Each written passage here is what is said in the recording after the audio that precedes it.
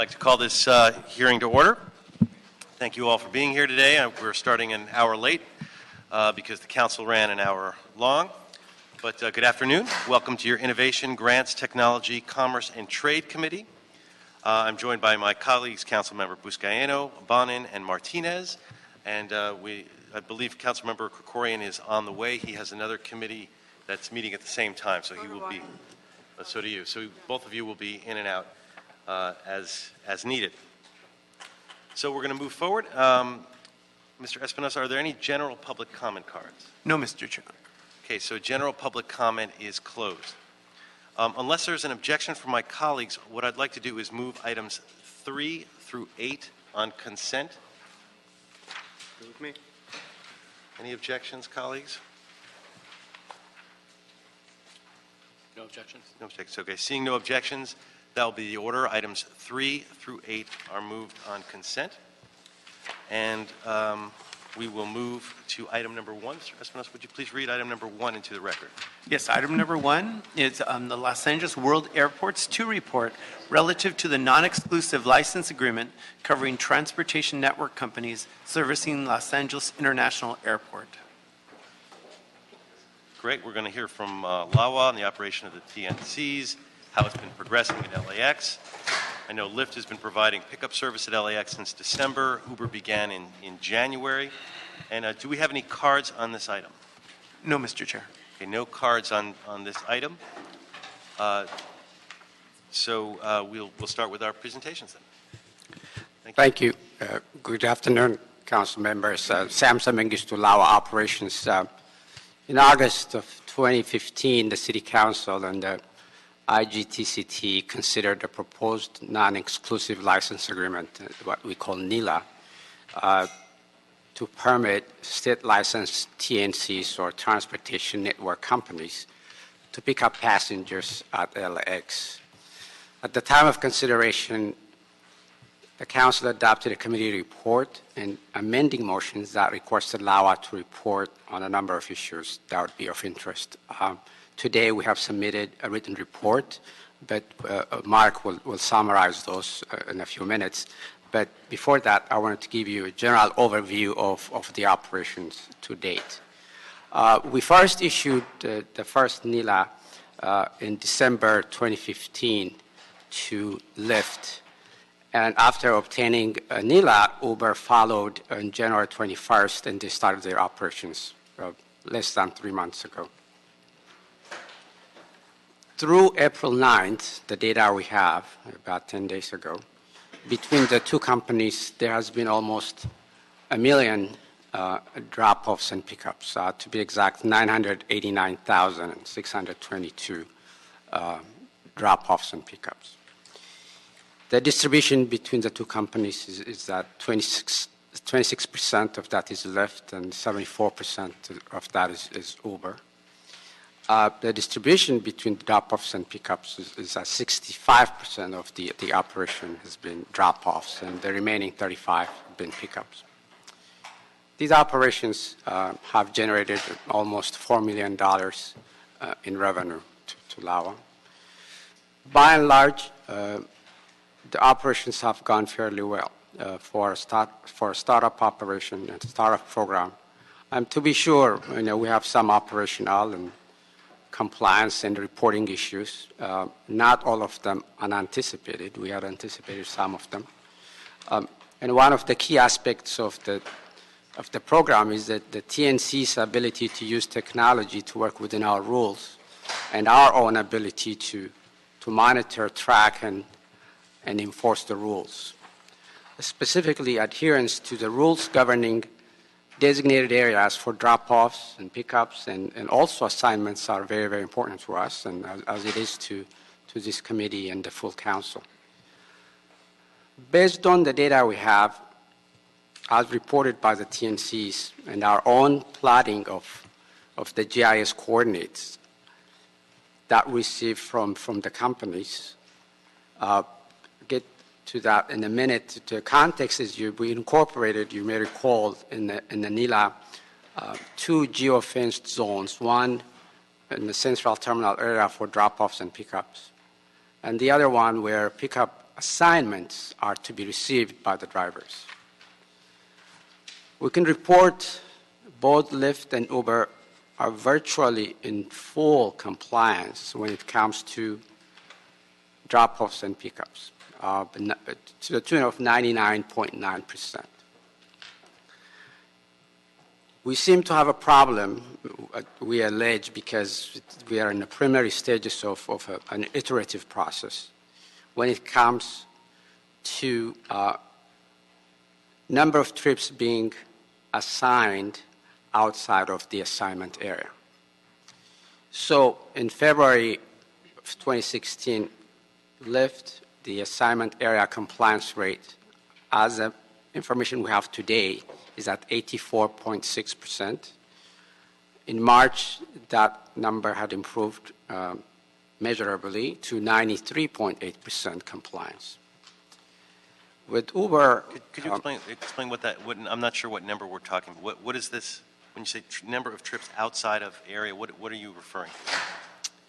so all the pickups, according to Art and Nila, are supposed to be requested and assigned from a designated area. The vehicles, the drivers have to be in this designated area. They're not supposed to be receiving any assignments outside of this area. The geofenced area. That's correct. So the 84%, 93% compliance rate relates to that assignment area.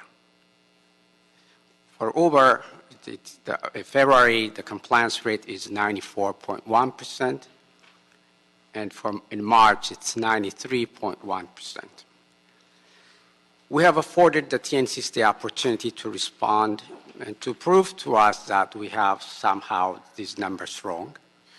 Indeed, we're seeing they are reporting glitches, data anomalies, and even some GPS technical limitations. In the case of Lyft, they were misreporting data, in some cases transposing pickups and drop-offs. They have owned up to that. They have taken the information and corrected them. And before that, they were showing only a 69% compliance rate, which was alarming to us. Again, the corrected data shows a much better compliance rate. We still are not satisfied with that. So we're going through this iterative process to give them the opportunities to show to us really that the data somehow is not correct. If after this process it's proven that there's still indeed they're proven designated area assignment pickups outside of those areas, we have provisions in the NILA, and we will assess penalties. For example, if they were not able to prove to us that all the outside of the geofence assignments have occurred, the penalty could be as high as, in the case of Uber, $800,000 for the month of March. But they have, to be fair, they have provided us information last week. We're digesting that information. That number may change. Other violations, we have recorded 407 total citations for rule violations, 212 by Uber and 195 by Lyft drivers. These involve, tread dress requirements, loitering, lack of proper airport permits, and etc. But when you put it in context of the nearly 1 million operations, the 407 actually a very, very low number. That's actually encouraging to us because it's not putting heavy stress on our enforcement resources. I'll turn it over to Mark to summarize what we've submitted in writing this morning. Good afternoon. Mark Adams, Los Angeles World Airports. We submitted a report today in writing that sort of breaks down topic by topic, as described in the committee report and the amending motions, how we were addressing each of the issues that the committee and the council expressed interest in. One of the amending motions asked for a complaint hotline to be established. And what we've done, the complaint hotline that would be for all ground transportation passengers to lodge complaints against whether it be TNCs or shuttle services or limousines or any ground transportation provider. LAWA has set up a website that is accessible from our main webpage, also on our mobile app, and also links to it from the TNC's apps themselves. So that is a way that is our way to get complaint information from the community, complaints or just comments in general. And we've received not too many, but we have had a few come in through that system for all modes, not just for TNCs. We also have had a requirement to report back in 6 months on the implementation of the geofence. I think Samson went through that in some detail. As he explained, we're going through an iterative process to make sure that by that 6-month time frame, we'll have a very good handle on where we stand relative to the compliance on the geofence. There was a request that we look at and report back on clean fleet requirements for the TNCs. And what we've done is, we have a clean fleet policy in place right now at LAWA, but at LAX, but it only applies to vehicles over 8,500 pounds. So it would apply to buses and larger vehicles, but not to smaller vehicles like limousines and TNC type vehicles. So what we've done is look to the city's taxi fleet requirements as guidance.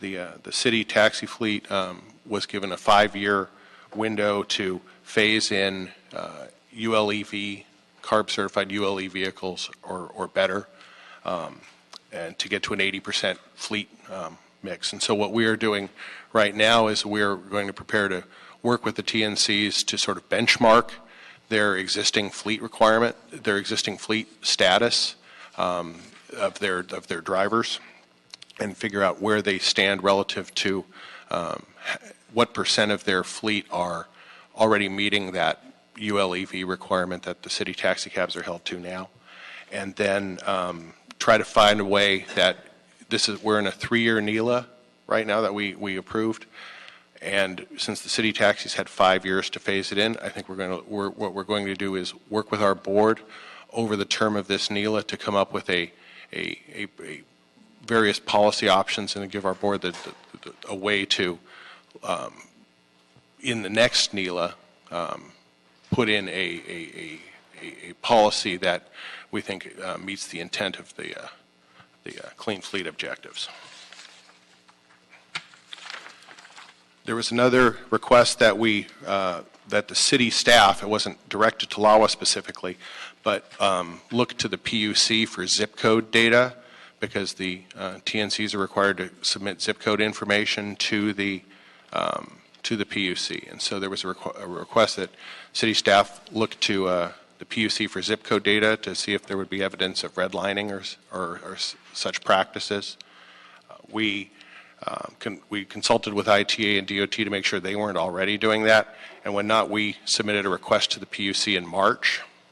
The PUC got back to us and said that under the terms of their agreements with the TNCs, this is proprietary data, but they agreed to work with us to prepare reports based on the PUC data, and so we're in a process with the PUC staff right now to get PUC reports back, zip code based reports back from them that will help us. You'll get the aggregate reports. How many are going to each zip code, just not the individual car? Right. We won't get the line items, but they're working with us because they're interested in the same. The PUC and their staff are interested in exploring potential redlining issues as well. So we're working with them to develop reports that they'll provide to us based on that detailed data.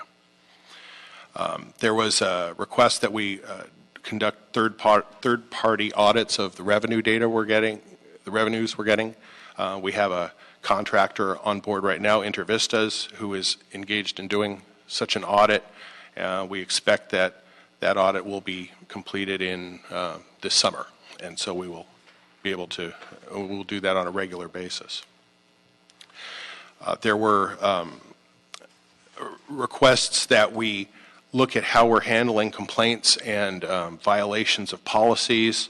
The board has, the NELA has policies in it for how we can deal with complaints, how we can deal with violations in terms of setting fines, in terms of if there is a pattern of excessive violations. This isn't just for the TNCs, this is for any of our NELAs, where we can deal with individual drivers or with the companies as a whole, and we will, the board is, through the board direction, we're working with analyzing those data, and we're getting good violation data from airport police that Samson already alluded to, and from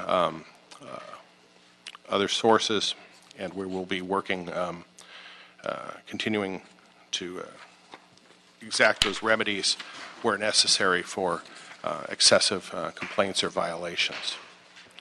We have a requirement to, we had a request that we work with the TNCs to conduct marketing outreach and recruitment in underserved communities for employment purposes, and we sent letters to both the TNCs earlier this year encouraging them to engage in such outreach and report back to us on what they're doing, and we got a really positive letter from Uber describing what they were doing. We're still waiting on our response from Lyft. We had and lastly, we had a requirement that to ensure that all the there were ADA appropriate ADA training for the drivers, and that the TNCs be able to serve those passengers, and through their application process, we put them through a fairly rigorous demonstration that the drivers are appropriately trained. And to date, we've had 0 reports of ADA complaints from Lyft passengers, and 5 reports from Uber, 4 of which were related to service animal denials, and 1 of which was a failure to pick up a disabled passenger on the lower level. And that's what we've got at this point. Great, thank you. A couple of questions, and I'll for my colleagues as well. The geofence thing we're talking about, which concerned me about the certain percentage that it's not being geofenced, is that a technical problem at the moment where there's been, I know there's been issues where at one point there was like a $5 million switch where there was things inside the area were being reported outside and vice versa? Or is there really a pattern of violation? And related to that, are other airports in other cities that have geofencing able to get 100% compliance with this issue? Because it strikes me it should be a fairly technical issue. You shouldn't be able to call an Uber at the airport if you're outside of that geofence. And if, is it a technical problem, or is there somehow people skirting the? Yeah, I'll ask Charlene, who manages the day-to-day operations, to get into it. But what we're seeing is a combination of things. There are indeed some technical glitches. Our geofence, they tell us, from all other airports they work with, is more complex. They have tried, at least in their system, to prevent so that the app does not work for drivers to accept these assignments outside of the assignment area. It took them a while to get to. There are some other issues. For example, that's been explained to us that a driver partner has 15 seconds to accept a request.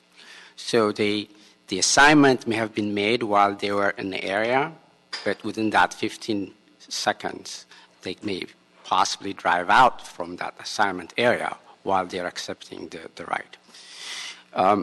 The GIS coordinates, and actually this is proven to us in discussion with other airports and our industry forum, that they have technical limitations. There's no question about that.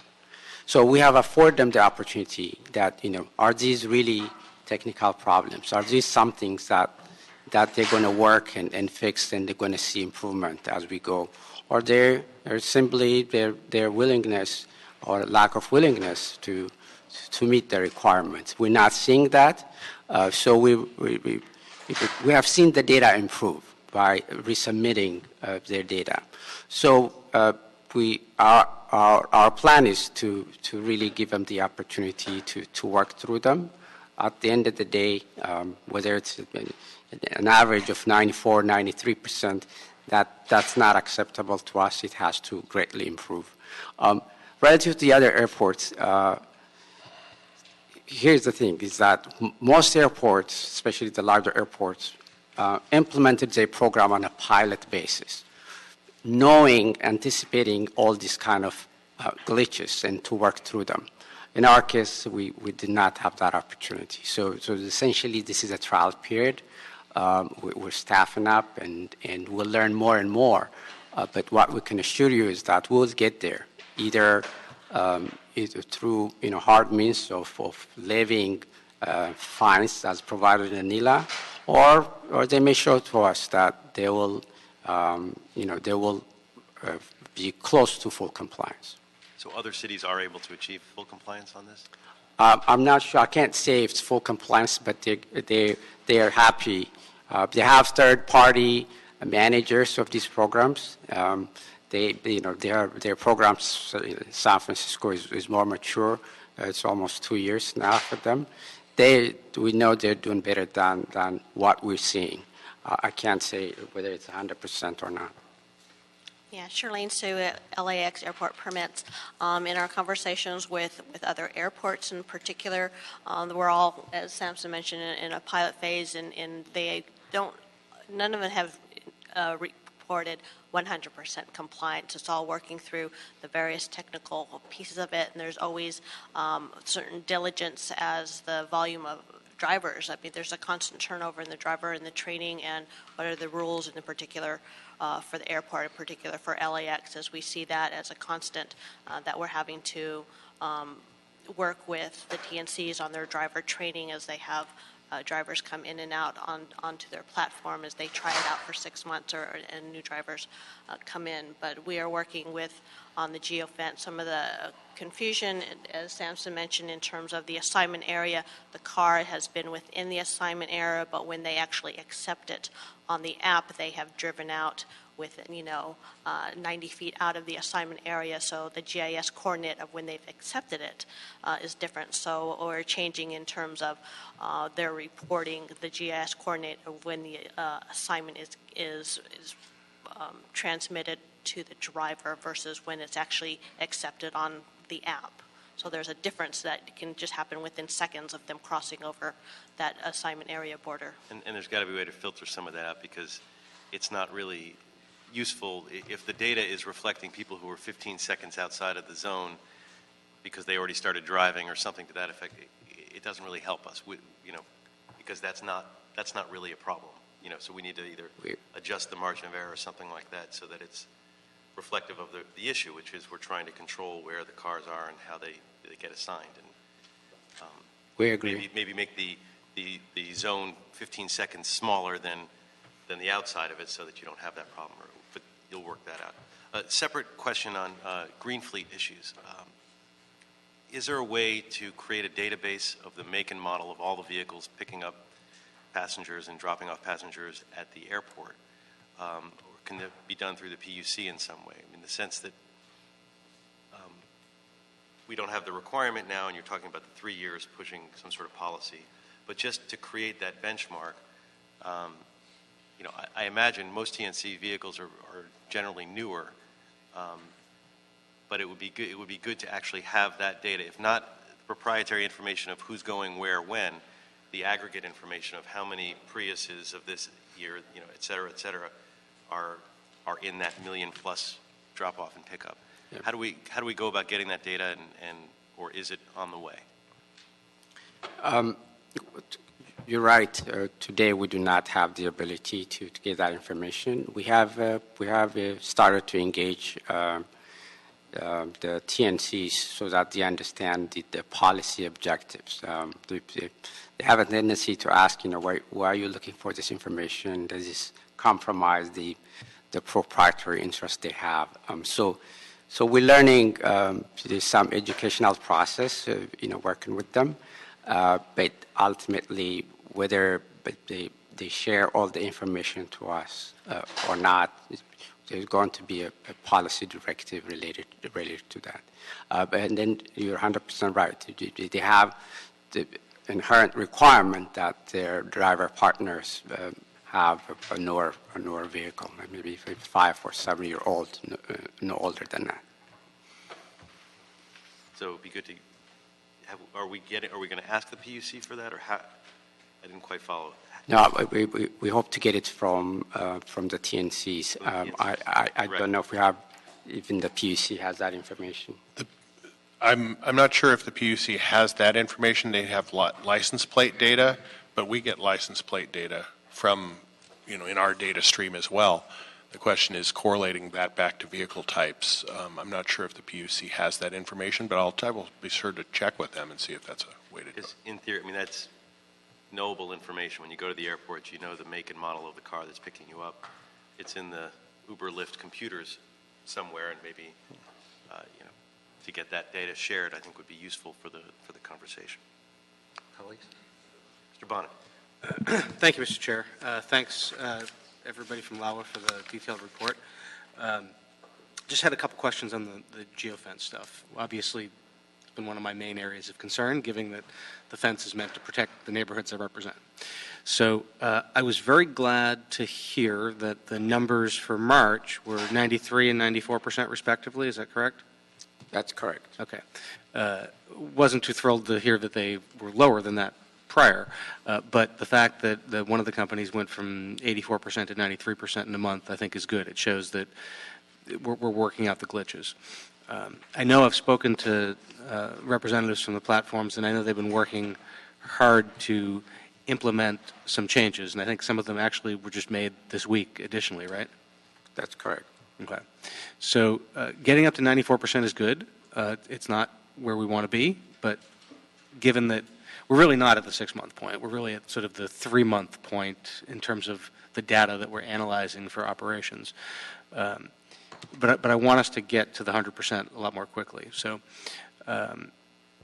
based on your conversations with the companies, when do you anticipate we get there? In fact, we had this chat before we came in. Uber, in their case, they assured us they have done some tweak to their system, and starting, I think, last week. The data we're going to be getting, they tell us will be close to 100%. We'll see. Currently, where we are is working through the 6% non-compliance. They have provided information. We're going through that. We know it will get better, considerably better, whether it gets 100%, which our goal, as is your goal, we'll be happy to report in 6 months. Okay. This 15-second thing, I'm a little skeptical about that. Explain to me how that works. I'm presuming that they're not driving around when they get the signal, that they are parked. And I guess what the contention is that they're parked, they see it, they start driving, and then while they're driving and they've gone out of the geofence, they hit the accept? In theory, that's what they say is happening. So, in other words, the ping that goes into the GIS coordinate takes place when the driver actually accepts, not when the request is made. So, in their systems, they tell us that they allow for a 15-minute interval for a driver to accept. So presumably, the driver, before he pushes accept, starts driving out. Again, that's the information we got. And either traffic on Century is a lot better than I've ever experienced, or something's wrong with that, I think. That just doesn't pass the smell test for me. I'm a little skeptical of that. So I'd want to, in the report back, drill down a little bit more on that. So we're 3 months in with the operations. The glitches have been worked out. I think everybody's working in good faith. I have absolutely no doubt about that, and I've been very pleased with the folks. At what point do in order to get them from 94 to 100, do you start actually assessing the fines? Yeah, so in the case of Lyft, they have already given us, we submitted our data. So we're looking at that. Based on that, we show a 94% compliance. We're ready to assess fines with respect to that. With Uber, we're looking at the data they submitted on April 11th. And then I think it's our view that we're going to put the burden of proof on them. If that's not proven, we'll do the assessment in short order. Oh, so you're not doing a grace period. You're assessing the fines. We'll assess the information they give us to show that the violations did not occur, or they can show us the technical glitches. If they're Let me be more convincing precise. enough, You've calculated the fines. At what point do you begin collecting them? I don't know if we have a timeline as to when they have to pay what the penalties are made, but we plan to assess the penalties as soon as we submit the review. Okay. And is that process of going back and forth with the info where you give them your stuff and then they come back, is that something that gets faster as time goes on or becomes unnecessary, or? It will go faster. Both on their side, they're staffing up. In fact, both TNCs have hired full-time person to deal with us. On our case, and Charlene has asked for additional resources, and we're going to give it to her. So absolutely, it will squeeze that time for review. And, hopefully really after a few months, we really hoped for that to go away and for this to be a really mechanical system. We have an established protocol, what we're accepting, what we're not accepting. And the first time we see non-compliance, we're going to hit them with the penalties. And if that gets to a point where it's not unacceptable or there's a pattern, then we consider something more stiff. Thanks. I got to say, I'm impressed by how well it's actually been working. Given that this is a huge new thing, you've got like 1 million different trips, implementing a brand new technology. Our bureaucracy, not familiar with this. The fact that I haven't been getting complaints, I think, is a good sign. But I am eager to see that number get up even higher. Got to go from an A- to an A+. Thank you. Colleagues, any additional questions? Mr. Krikorian? So on the complaint process, I understand that the model that you've adopted so far is an online complaint process. Have you not set up a 800 number or telephone hotline as was requested in the motion yet? Well, the motion requested a 24/7 complaint hotline. It wasn't necessarily specific as to phone or internet. And we thought because the TNCs are an internet platform, they're on, everybody orders it up on this. It was more important to do an internet-based, an app-based complaint system. We do have a complaint line at the airport, and we have received a few complaints that way as well. Okay. That's a 24/7 telephone number. So both are in place. They're both in place. Oh. The phone line is not specific to the ground transportation system, whereas the web page is specific to the ground transportation system. Okay. But in the areas where someone is going to encounter a cab or a TNC or a limo or whatever, that complaint line is posted so that people will know? It's not at the it is? Okay, sure. On the poster for the taxis, it does display the website. You can go directly to that and put it in. We also have a QR code that was developed. If they have that, they can go directly to the mobile form.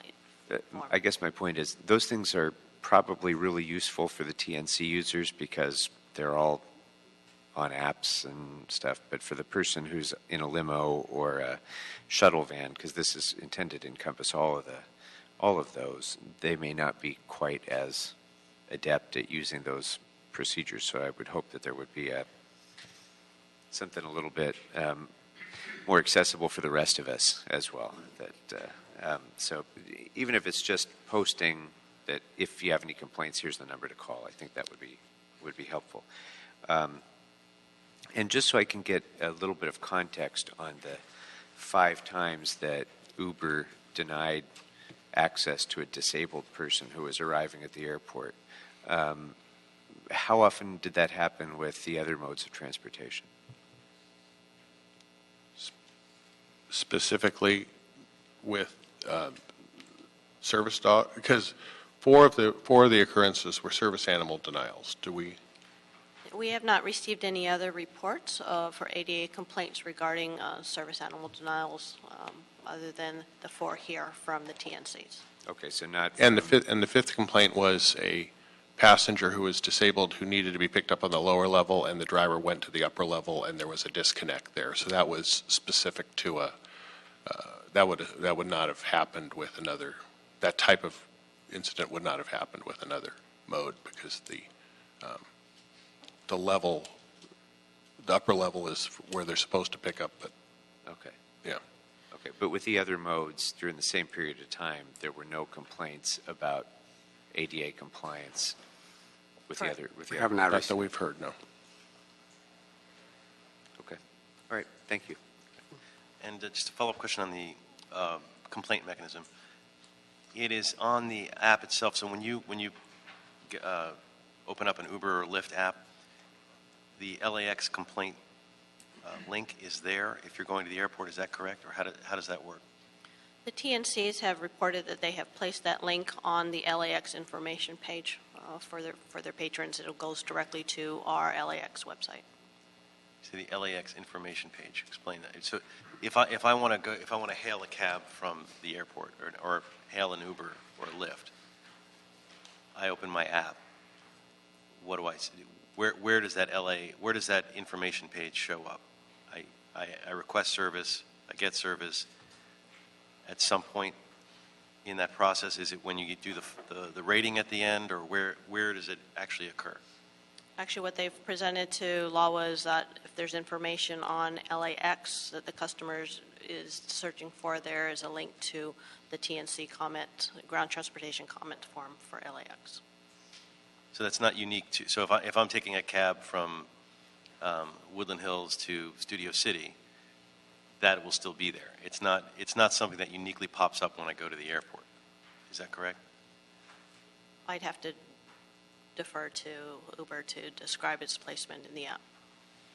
Okay. For what it's worth, my staff looked and couldn't find any such thing. So now we're not at the airport. Maybe it only shows up at the airport, but we couldn't find any such link. So, and they're a lot more adept at these things than I am, I can assure you. Which isn't saying much.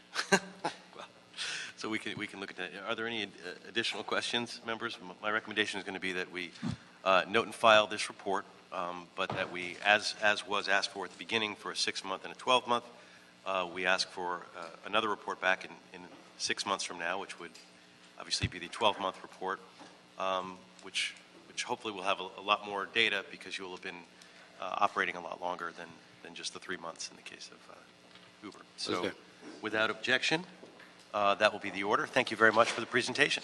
Appreciate that. We'll move on to item number 2. Mr. Espinosa, would you please read item number 2 for the record? Item number 2 is a motion from Council Members Blumenfield and Buscaino relative to a report on the recent security issues at Van Nuys Airport, including the outcomes of the investigations into 3 recent security incidents and a corrective action plan. And this has also been referred to the Public Safety Committee. And we have 3 public comment cards on that, so I guess we'll start with our public comment card, and then we'll have our presentation. So if we can start by calling up Mr. Marshall McLean, followed by Kurt Castananga, followed by Rodney Ruzon. In fact, all 3 of you can come to the table for public comment, and then we'll have our presentation. And Mr. Chair, how much time would you like on the clock? 2 minutes per person.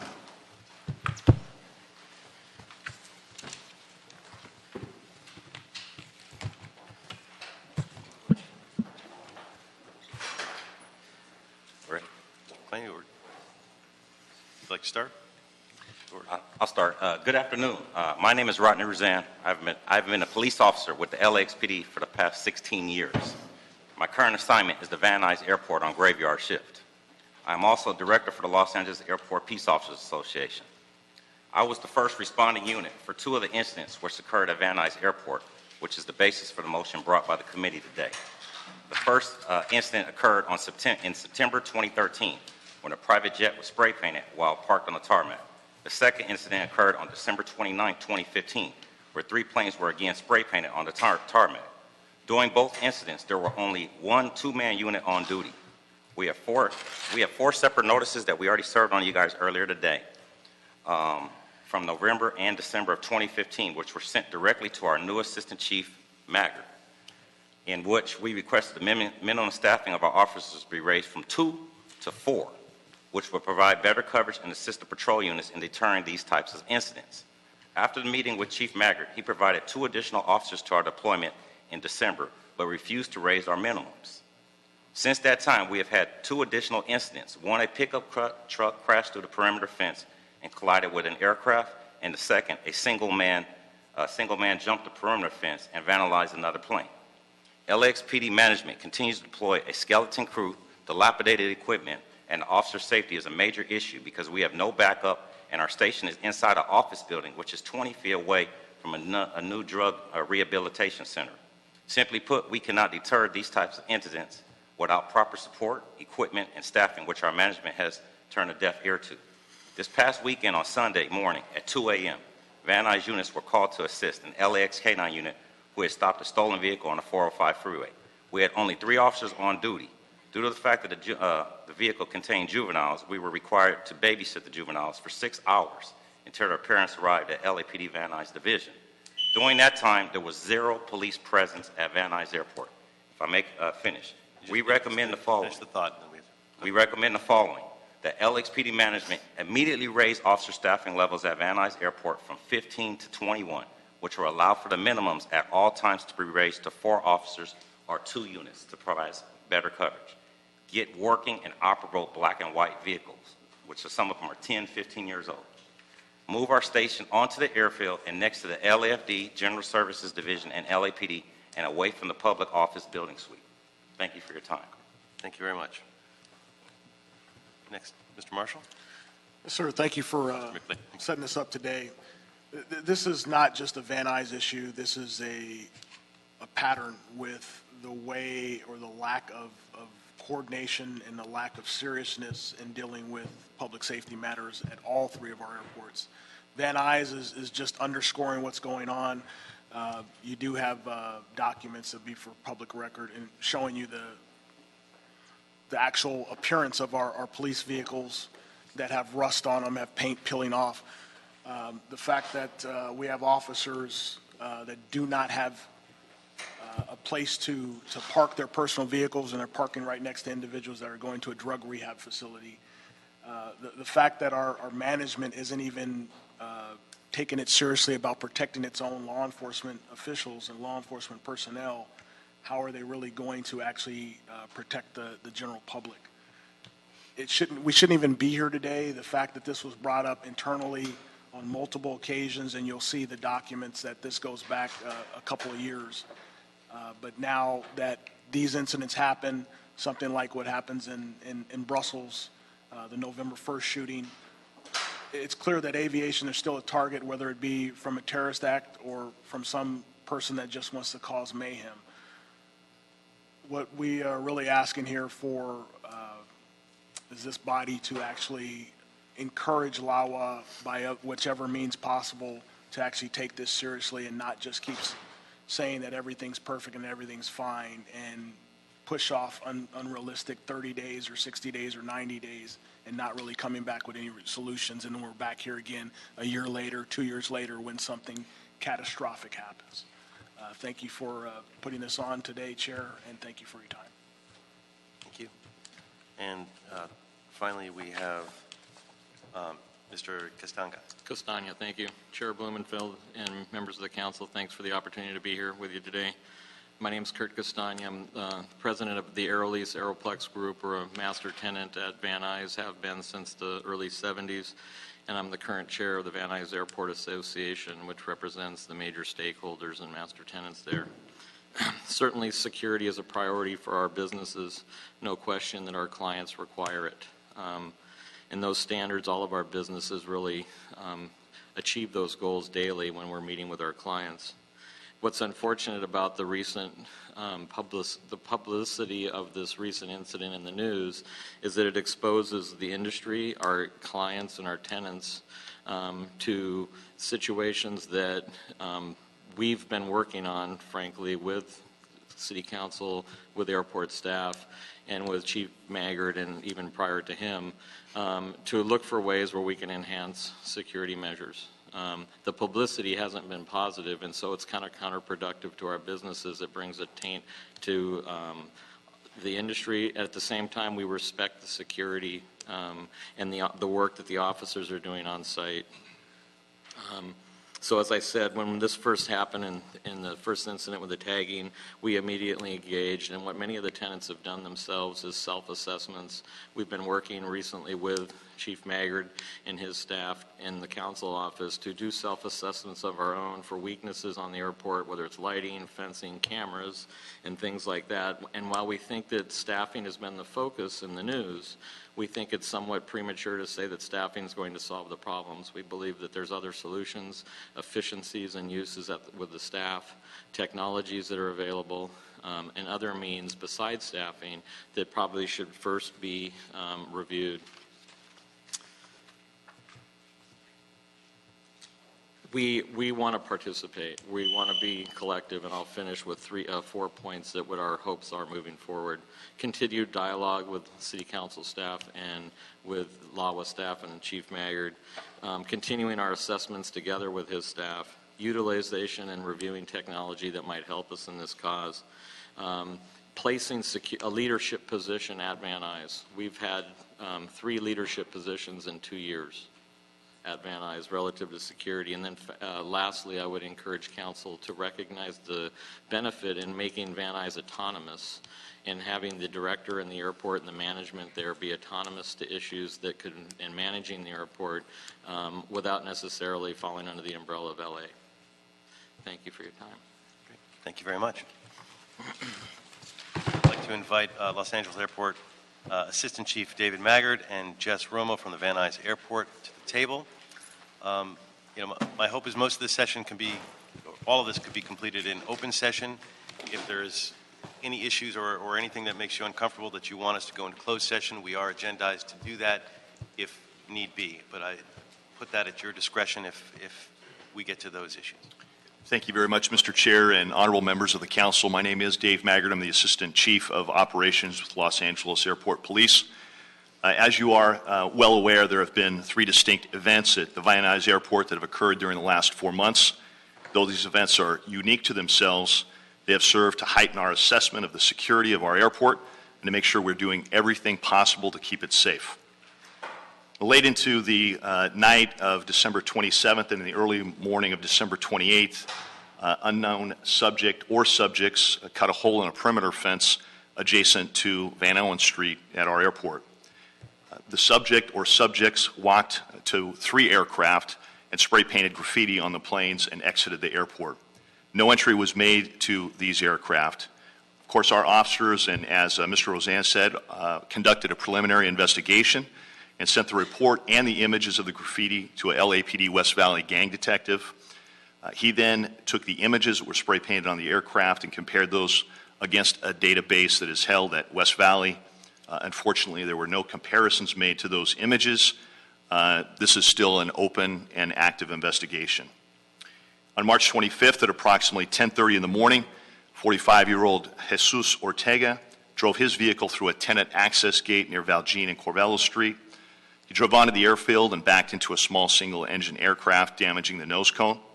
Airport police officers immediately responded, and Ortega was arrested for 2 counts of felony vandalism and a count for trespassing onto the airfield. Mr. Ortega is still in custody. During the late evening of April 2nd, we believe a lone male scaled a security gate and quickly damaged 3 aircraft. He exited the airport by scaling another security gate. We know the movements of this individual because there was some video coverage, but the images are too grainy, therefore prohibiting an opportunity to really identify any physical characteristics. We think it was a lone male. Of course, we did a comprehensive investigation. The FBI responded. We recovered some excellent prints that we are waiting to have processed. We have had some leads, and of course, this remains a very active investigation. As a result of these incidents, we have assigned 2 additional police officers and 1 fully functional police sergeant to our deployment at Van Nuys. Additionally, in the very near future, we will in fact assign a police lieutenant to Van Nuys, to our police substation there in order to provide a consistent management presence. I will ask this lieutenant to make continued evaluations of our safety and security posture there, and we will make adjustments as needed. Staffing will be supplemented by routinely sending new officers in our training program to Van Nuys so that they may be partnered with a field training officer who is now assigned there. We will also be sending one of our senior lead officers to Van Nuys intermittently to do collaborative work with our partners in the area. Within our department, we have officers specially trained to conduct vulnerability assessments. An assessment was recently done, and I believe a preliminary or a draft report has been completed.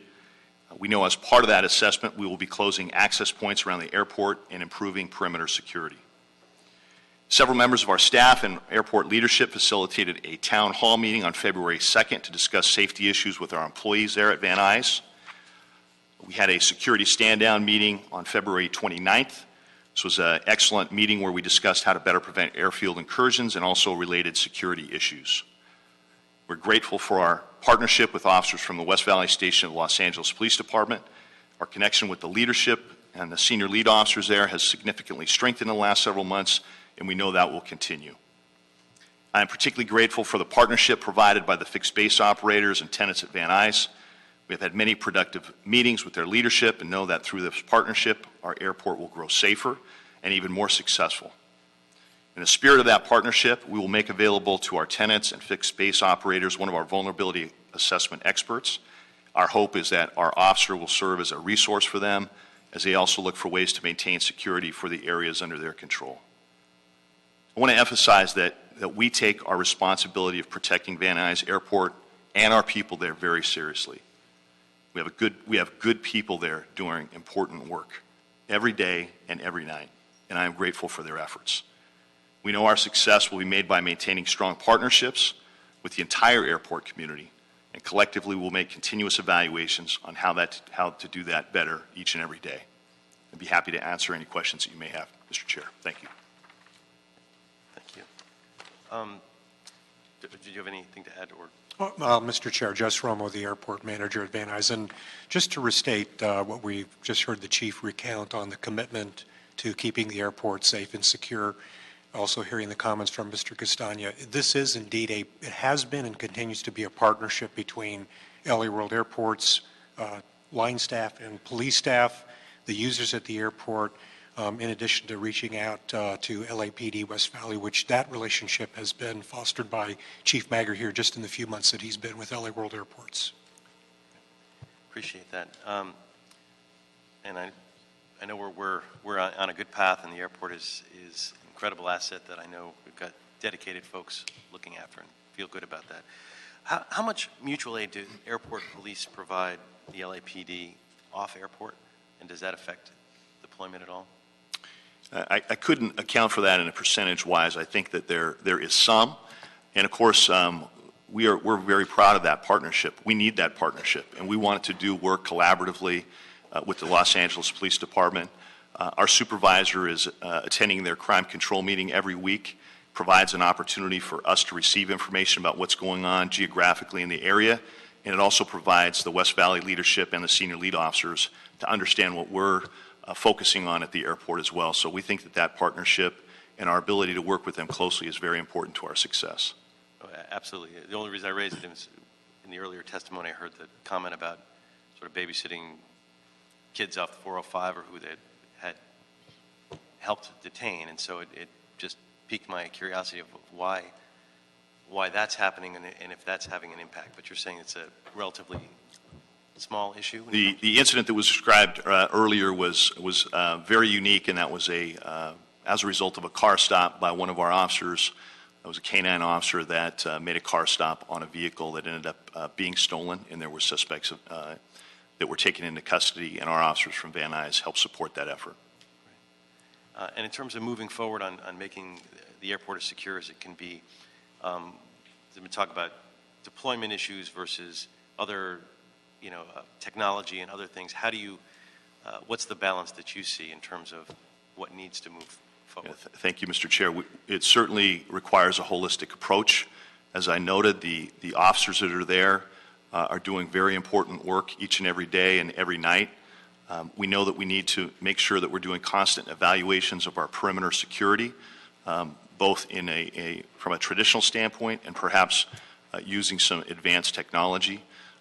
We utilize a term called crime prevention through environmental design, or CPTED, to make sure that we're addressing and continuously evaluating perimeter fencing, shrubbery, and those kind of things, excuse me, so that the officers that are patrolling there, especially in the evening when it's a little bit darker, have view planes to make sure that they're able to watch for suspicious activity or things that are going on both in the perimeter and perhaps even on the airfield. Did you mention that there's going to be an increase in some of the deployment and leadership that you said? So Yes, Mr. Chair. Is that a result of the incidents that have been happening, or Yes, what's prompted that? Sure. In fact, that was in partial collaboration with the meetings that Mr. Razan talked about when I first arrived at the airport. We believe that it was appropriate to add staffing there, and we'll continue to make those evaluations. And where we deem collectively that we need to make adjustments, we'll do that. Thank you. Colleagues? Martinez? Yeah, I want to say a few words. First of all, thank you, Assistant Chief Maggard, and Kirk Kastanga.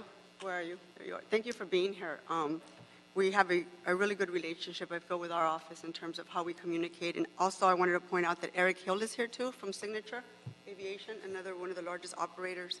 And Jess Romo, who I can't say how grateful I am for the line of communication that we've had with our office. Colleagues, I just want to say that after each one of these incidences, LAWA and the operators at the airport have all been in communication with my office. I never felt at any point that we weren't communicating with each other and that we weren't trying to find solutions to some of these incidences. And in fact, I actually tried to talk to the chair last week in terms of arranging a phone call so that we could all be on the same page and bring you up to speed. That wasn't good enough. And so that's why we have these folks here today, which I think you could probably be doing other things, addressing some of the issues that need to be addressed both at LAX and Van Nuys, but you're here anyways. But I think this brings me to a larger problem that I have with how this was presented. I understand that the committee serves a purpose and that the chair feels that the Port of Los Angeles and the airport fall under the purview of this committee, which I understand. But this issue is not a citywide policy issue. This issue is very much related to Van Nuys Airport. And out of respect to me, who represents this district and who is very familiar not only with the operators there, but with the LAWA itself, I felt that there could have been another way to have addressed this. This is not a political football for someone to get their name in the newspaper.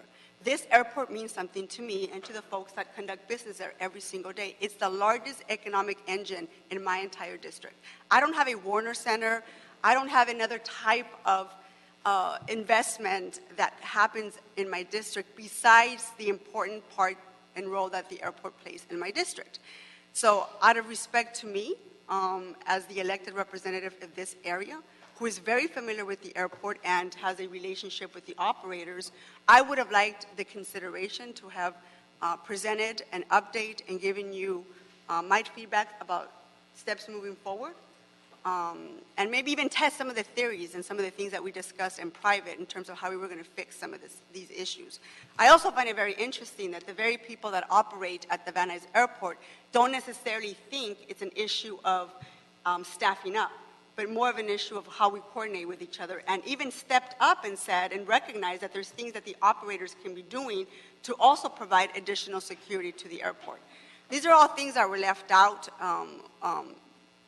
earlier today, but I think it's important to note that there is another way to do this, and I would just ask for the respect in the near future to allow me the opportunity to explore other avenues before we bring motions like this that don't do anything today.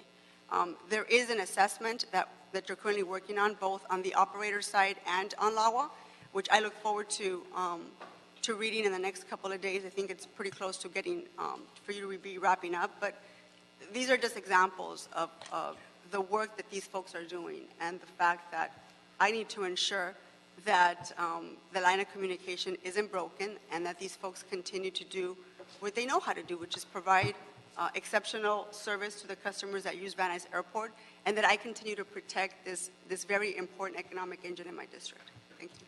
Thank you, Ms. Martinez. And we're certainly very lucky that Van Nuys Airport is located in a district with a member who cares deeply about the airport and is engaged in the airport, and we're all very lucky about that. But I want to be very clear, too, that the Van Nuys Airport, as you mentioned, the largest general aviation airport, one of the largest ones in the world, is an economic generator not just for your district, but it provides over $1 billion in the economy of the city of Los Angeles. The security issues are paramount, they are by no means a district issue. They are an issue of the city of Los Angeles. And I make no apologies for bringing this forward today. I have every opportunity. We always look forward to working with you on these issues. But I want to make it very clear, we have obviously a fundamental difference of opinion in terms of what this airport means. I believe it is the purview of this committee, for this airport, for LAX, for the Port of Los Angeles, for us to look at those issues and take them seriously. You don't have to agree with that at different times, but at the end of the day, that's our jurisdiction. It's written into the bylaws of this committee. It was voted on by the council of the committee's jurisdictions, and we will continue to look at these issues. I will always be happy to work with you behind the scenes, beforehand, afterwards, but this committee will hear issues on the Van Nuys Airport, especially issues of security and issues of operation. When it comes to the impact on the community, we'll have always a special deference to you and to all the council members in that area. But at the end of the day, we're going to be looking at these issues. The issue of security is a critical issue for the entire city of Los Angeles. The staffing at the airport is very important for the city of Los Angeles. The operations of the airport is important for the city of Los Angeles. So while I appreciate your perspective, and it's by no means meant to imply any way that you're not doing the job that you need to do, but the job of this committee is also very clear. And we will continue to look at these issues, and I appreciate both of you being here today to look at these issues, and as these issues continue, we will bring you back on additional security issues and issues of operations at the airport. Any other comments or questions, colleagues? No? Great. Thank you very much. Thank you. Thank you. And with that, I believe that's the last item on the agenda. Is that correct? And what will be the outcome of this item? This is a note and file, correct?